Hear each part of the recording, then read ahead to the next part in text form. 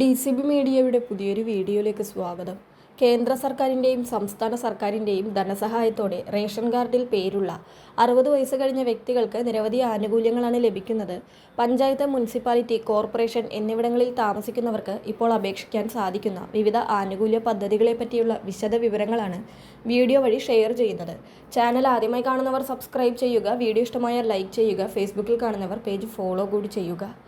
ആദ്യത്തെ ആനുകൂല്യ പദ്ധതി 10,000 രൂപ വരെ ലഭിക്കുന്ന പദ്ധതിയാണ്. 60 വയസ്സിന് മുകളിൽ പ്രായമുള്ളവർക്ക് കൃത്രിമ ദന്തനിര സ്ഥാപിക്കുന്നതിന് വേണ്ടി, അതായത് കേടായ പല്ലുകൾ മാറ്റി പുതിയവ സ്ഥാപിക്കുന്നതിന് 10,000 രൂപയുടെ സാമ്പത്തിക സഹായം നൽകുന്ന മന്ദഹാസം പദ്ധതിയാണിത്. സാമൂഹ്യനീതി വകുപ്പാണ് ഈ പദ്ധതി നടപ്പിലാക്കുന്നത്. സുനീതി എന്ന് പറയുന്ന സാമൂഹ്യനീതി വകുപ്പിന്റെ പോർട്ടൽ വഴിയാണ് അപേക്ഷകൾ സമർപ്പിക്കേണ്ടത്.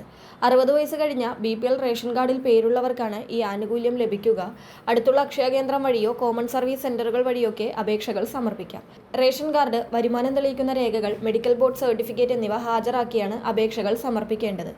അർഹതയുള്ളവരെല്ലാം ഈ സ്കീമിലേക്ക് അപേക്ഷ വയ്ക്കുവാൻ ശ്രദ്ധിക്കുക. പ്രായം കൂടുതലുള്ളവർക്ക് ഈ സ്കീമിൽ മുൻഗണന നൽകുന്നതാണ്. അടുത്തത് കേരള സർക്കാർ സാമൂഹ്യനീതി വകുപ്പ് നടപ്പിലാക്കുന്ന വയോമധുരം പദ്ധതിയാണ്. സംസ്ഥാനത്തെ ദാരിദ്ര്യരേഖയ്ക്ക് താഴെയുള്ള 60 വയസ്സിന് മുകളിൽ പ്രായമുള്ള പ്രമേഹ രോഗബാധിതരായ മുതിർന്ന പൗരന്മാർക്ക് സൗജന്യമായി ഗ്ലൂക്കോമീറ്ററുകളും ടെസ്റ്റ് സ്ട്രിപ്പുകളും നൽകുന്ന പദ്ധതിയാണ്. ഓരോ ഗുണഭോക്താവിനും ഒരു ഗ്ലൂക്കോമീറ്ററും കൂടാതെ തുടക്കത്തിൽ 200 ടെസ്റ്റ് സ്ട്രിപ്പുകളും തുടർന്ന് ഓരോ വർഷവും സ്ട്രിപ്പുകളും സൗജന്യമായി ലഭിക്കുന്നതിലൂടെ പ്രമേഹ ചികിത്സയുടെ സാമ്പത്തിക ഭാരം ലഘൂകരിക്കാൻ പദ്ധതി സഹായിക്കും. BPL കാർഡ് ഉടമകൾക്കോ വാർഷിക വരുമാനം 1 ലക്ഷം രൂപയിൽ കവിയാത്തവർക്കോ അതാത് ജില്ലാ സാമൂഹ്യനിധി ഓഫീസുകളിൽ അപേക്ഷ സമർപ്പിച്ച് ഈ ആനുകൂല്യം നേടാവുന്നതാണ്.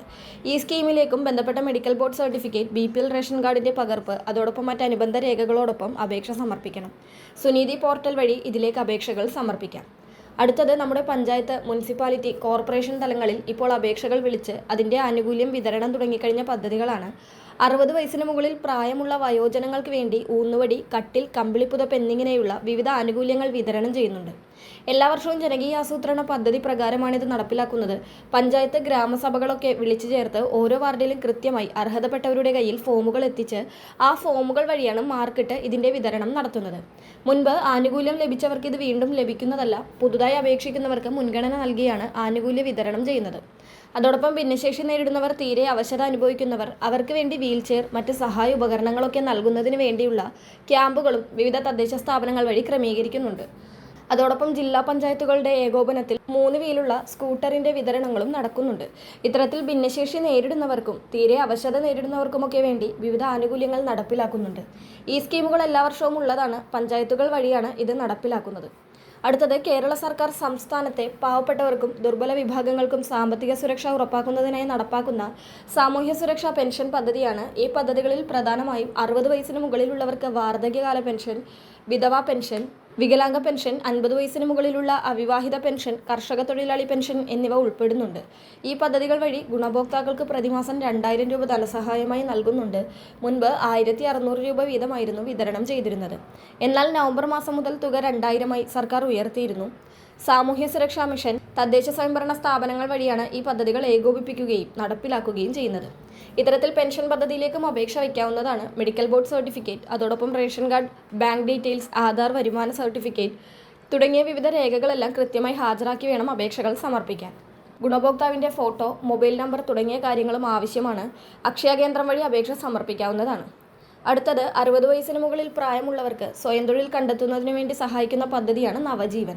എംപ്ലോയ്മെന്റ് എക്സ്ചേഞ്ച് വഴിയാണ് സ്കീം നടപ്പിലാക്കുന്നത്. തൊഴിൽ കാർഡ് എടുത്ത ശേഷം അപേക്ഷകൾ സമർപ്പിക്കാവുന്നതാണ്. നിലവിൽ 65 വയസ്സ് വരെ ഉള്ളവർക്കാണ് 50,000 രൂപ വായ്പാ സഹായമായി ലഭിക്കുന്നത്. ഈടൊന്നുമില്ലാതെ ലഭിക്കുന്ന സഹായമാണിത്. ഇതിൽ 12,500 രൂപ സർക്കാർ സബ്സിഡിയായി അനുവദിക്കുകയും ചെയ്യും.